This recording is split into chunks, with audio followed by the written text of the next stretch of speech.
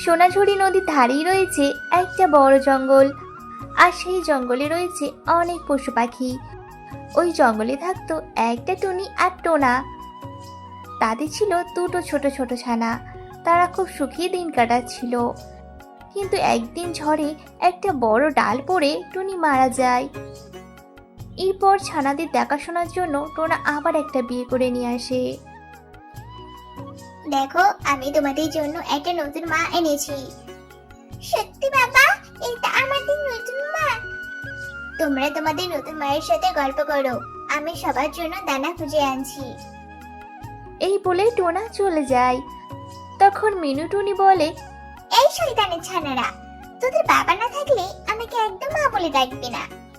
তোরা দুটো মেয়ে ছানা, আর আমার মেয়ে ছানা একদম ভালো লাগে না।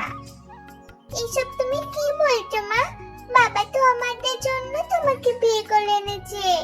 চুপ কর শয়তান, বেশি পাকা পাকা কথা বলিস না, থাপড়ে গাল লাল করে দেব। মিনু টুনির এমন কথা শুনে ছানারা অনেক ভয় পেয়ে যায়।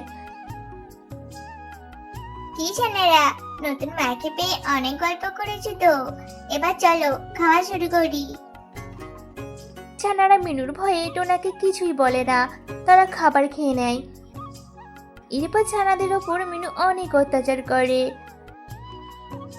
দিদি দিদি, আমরা তো অনেক ছোট, তাও মা আমাদের সাথে কত খারাপ ব্যবহার করে। ছানারা দুই বোন সবসময় কষ্টের কথা বলা বলি করতো, কিন্তু টোনা এসব কিছুই জানতো না। এই শয়তান ছানারা, তোদের দেখলে আমার খুব রাগ হয়, তাও কি করার, টোনার সামনে ভালো ব্যবহার করতে হয়। এখন যা তো, আমার জন্য দানা খুঁজে আন। এভাবেই তাদের দিন কাটছিল। একদিন ঝড় বৃষ্টিতে টোনা মারা যায়, আর ছানাদের ওপর টুনি মিনুর অত্যাচার আরো দ্বিগুণ হারে বেড়ে যায়। এরপর মিনু ছানাদের নদীর পাড়ে ফেলে রেখে আসে। আজ থেকে তোরা এখানেই থাকবি, আমার বাসাতে আর তোদের কখনো জায়গা হবে না। এমন সময় অন্য পাখিরা আসে। এই কি মিনু, এত ছোট ছানাকে এখানে কেন রেখে যাচ্ছ? এদের দেখাশোনা করার জন্যই তো টোনা তোমাকে বিয়ে করে এনেছিল।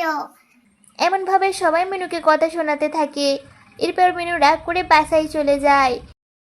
বোন, আমরা এখানে থাকলে তো চিলিসে আমাদের খেয়ে নেবে, তার চেয়ে বরং মা যা বলে বলুক, আমরা বাসায় ফিরে যাই চল। এরপর ছোট্ট সোনারা আবার তাদের বাসায় ফিরে যায়।